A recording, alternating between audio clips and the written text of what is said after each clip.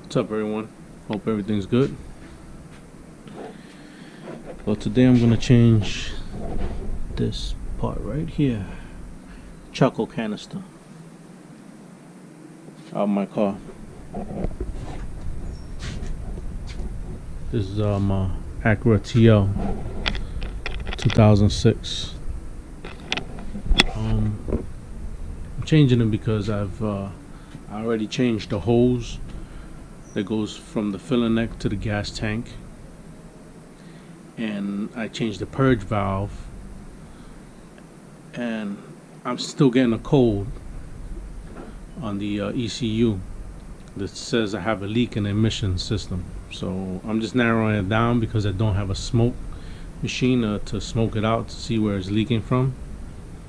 So I'm just changing parts here and there. I know the car is old, so most of that system is no good. I'm hoping that when I change this canister that it'll patch the emissions so I could keep driving the car on the road. Alright, let's get to it.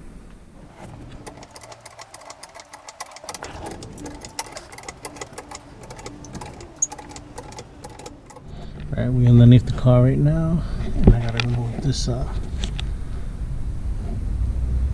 plastic shield right here. This is the driver's side. Underneath this shield right here should be the charcoal canister. I got two clips in the back. It had a clip here, looked like it fell off. And then I think two screws in the front, and then it'll be off.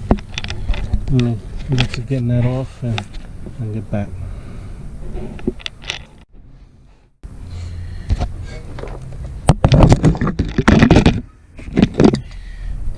Hope you guys can see this. This is the charcoal canister right here. It's in the rear. It's in the rear driver's side. It's by the tire. In the back. Now to take this off, you have 1, 2, then in here 3 10mm screws, and hold it. And you also got the same kind of style connectors right here. See if you can see that brown one.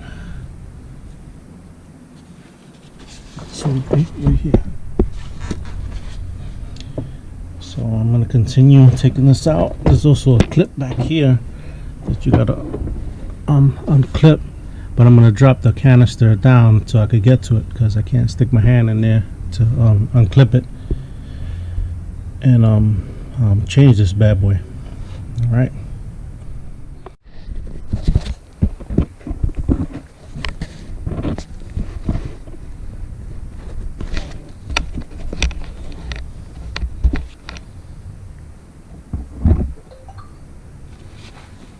Alright, this is the used charcoal canister that I brought, and this is the one I took out the car right here. Just gotta transfer some stuff. This connector right here was giving me hell, so I just took out the whole canister with that. I'm checking the holes right now to see if they're good, and then I'm gonna transfer what's good to that new one, well, used one, and put it back on the car. All right.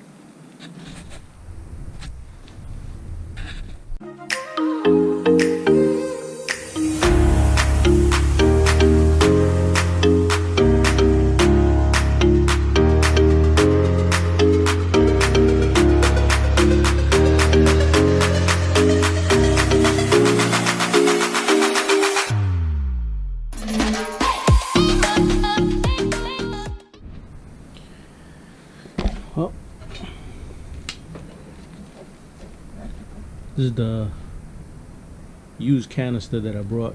It came out of a car down in Florida, and this is the one I took out of my car. It looks all jacked up. It's dusty. So I'm done transferring the hose. I cleaned this one up, transferred the hose, and I transferred the this line right here. Now I'm getting ready to put it back on the car. Right, just finished putting in the charcoal canister, and these are the bolts right here to hold it up. 1, 2, and if you go in the front of the charcoal canister, well, the back, and then you got this one right here, 3, that holds it in. Then you gotta plug in the hose. I suggest you do what I did. As you can see right here, I used this oil drain pan right here, and I put a box. That's a box of brakes to hold the charcoal canister up when I plugged all the lines in, and then you want to install it, tighten it up. So this is a hose right here. You squeeze it and it pops off and it pops on. It gave me a little problem, but I was able to do it. This line right here is one of those push lines. So you squeeze these 2 tabs right here, and you can pull it out and put it in. And then I connected all these holes right here. Then I plugged. There's a plug right here that goes to the side, and there's another plug that goes on the back. I plugged those up. I should be ready to go. Now what I'm gonna do is I'm gonna put the cover back on and go inside and clear the codes, and I'll show you that.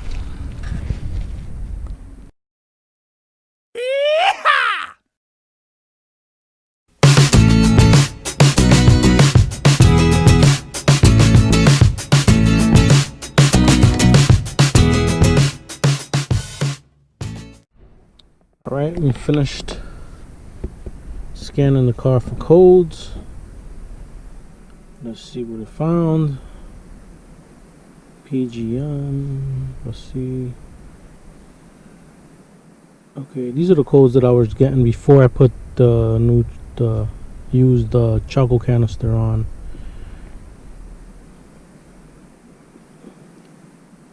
Let's see, which is P1078, P0497, and I was also getting a P. This is the same code. I was getting all these codes right here.